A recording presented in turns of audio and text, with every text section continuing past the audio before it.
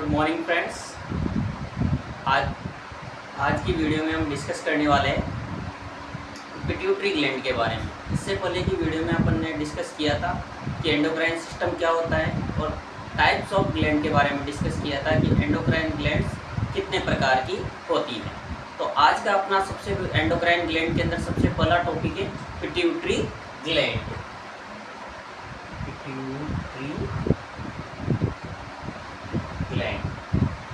Pituitary gland की बात करें तो पिट्यूटरी ग्लैंड जो होती है इसको मास्टर ग्लैंड भी कहा जाता है, क्योंकि पिट्यूटरी ग्लैंड बॉडी की अन्य जितनी भी ग्लैंड होती है सभी को कंट्रोल करने का काम करती है, तो इसको मास्टर ग्लैंड के नाम से भी जाना जाता है। तो पिट्यूटरी ग्लैंड को और क्या बोलते हैं?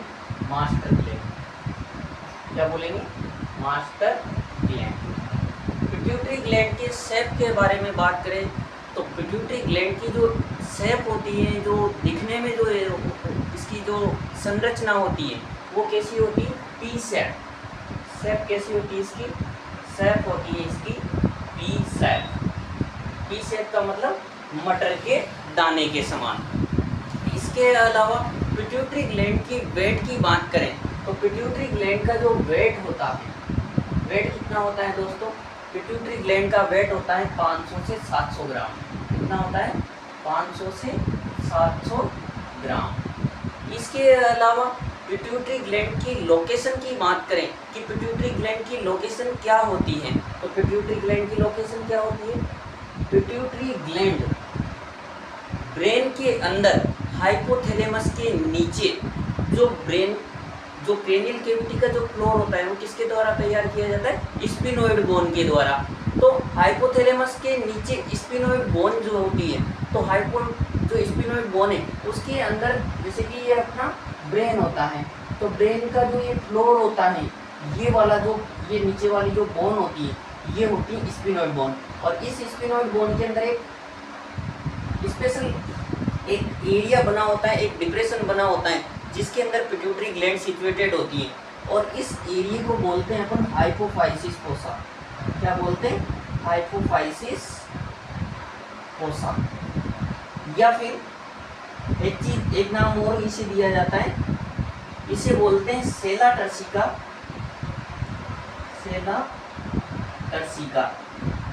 और ये कहाँ पे? ये सेला टर्सिका या हाइपोफाइसिस फोसा स्पिनोइड बोन के अंदर, और स्पिनोइड बोन के अंदर होने की वजह से इसको सेला टर्सिका और स्पिनोइड बोन भी बोला जाता है। तो इसको सेला टर्सिका और स्पिनोइड बोन की स्पिनोइड बोन के अंदर एक जगह होती है जहाँ पे पिट्यूटरी ग्लैंड सिचुएटेड होती है। इस जगह को दो नाम दिए जाते हैं। फर्स्ट नाम हाइपोफाइसिस फोसा, सेकंड नाम जो होता है उसे बोलते हैं सेला टर्सिका और स्पिनोइड बोन, दोनों एक ही बात है। तो लोकेशन की बात क्या है? हाइपोफाइसिस फोसा के अंदर सिचुएटेड होती है। Hypophysis fossa. हाइपोफाइसिस फोसा के अंदर सिचुएटेड होने की वजह से पिट्यूटरी ग्लैंड को हाइपोफाइसिस के नाम से भी जाना जाता है। तो अनोदर नेम क्या हो गया पिट्यूटरी ग्लैंड का? मास्टर ग्लैंड तो अपन ने बोला ही है, और इसके अलावा अनोदर नेम इसको हाइपोफाइसिस भी अपन बोलते हैं। हाइपोफाइसिस। नेक्स्ट बात करते हैं कि पिट्यूटरी ग्लैंड जो होती है, पिट्यूटरी ग्लैंड के अंदर कितने लोब होते हैं? तो पिट्यूटरी ग्लैंड जो होती है 3 लोब से मिलकर बनी होती है। Lobe of pituitary. Lobe of pituitary. तो पिट्यूटरी ग्लैंड के कितने लोब होते हैं? 3 लोब होते हैं। कौन कौन सा? फर्स्ट होता है एंटीरियर लोब। Anterior lobe. और दूसरा सेकंड लोब जो होता है वो होता है इंटरमीडिएट लोब। और थर्ड लोब जो होता है वो होता है पोस्टीरियर लोब। Posterior lobe.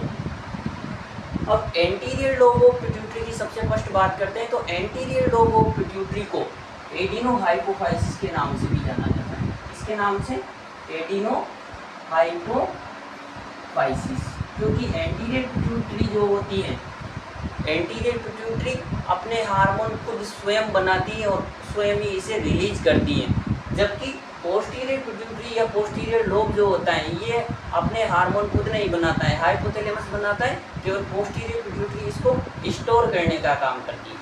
तो फर्स्ट बात कर रहे थे एंटीरियर लोब ऑफ पिट्यूटरी, तो एंटीरियर लोब ऑफ पिट्यूटरी को एडेनोहाइपोफाइसिस के नाम से भी जानते हैं। इसके अलावा सेकंड बात करते हैं इंटरमीडिएट लोब की। तो इंटरमीडिएट लोब जो है इसका फंक्शनल दृष्टि से अभी तक कोई फंक्शन ज्ञात नहीं है या कोई इम्पोर्टेंस पता नहीं है, अननोन है। इसका फंक्शन क्या है ये एक इम्पोर्टेंट नहीं है, इसका कोई फंक्शन नहीं होता है, इस वजह से अपन इसको स्टडी नहीं करते हैं। नॉन फंक्शनल एरिया है एक तरह से, नॉन फंक्शनल। इसके अलावा नेक्स्ट थर्ड बात करते हैं थर्ड लोब ऑफ पिट्यूटरी को। तो पोस्टीरियर लोब होता है और पोस्टीरियर लोब ऑफ पिट्यूटरी को अपन बोलते हैं न्यूरोहाइपोफाइसिस।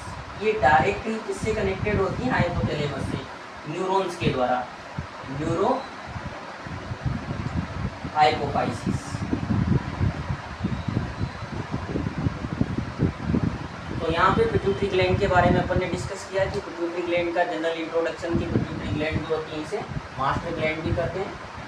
एक और इसका नाम होता है कि इसकी लोकेशन के आधार पर ये स्पिनोइड बोन के अंदर एक डिप्रेशन होता है जिसके अंदर सिचुएटेड होती है, उस डिप्रेशन को अपन बोलते हैं हाइपोफाइसिस फोसा, और उसी के नाम पे इसको हाइपोफाइसिस भी बोलते हैं। नेक्स्ट बात करें शेप की, तो जो इसका शेप होता है वो कैसा होता है? पी शेप स्ट्रक्चर होती है, मटर के दाने के समान होती है।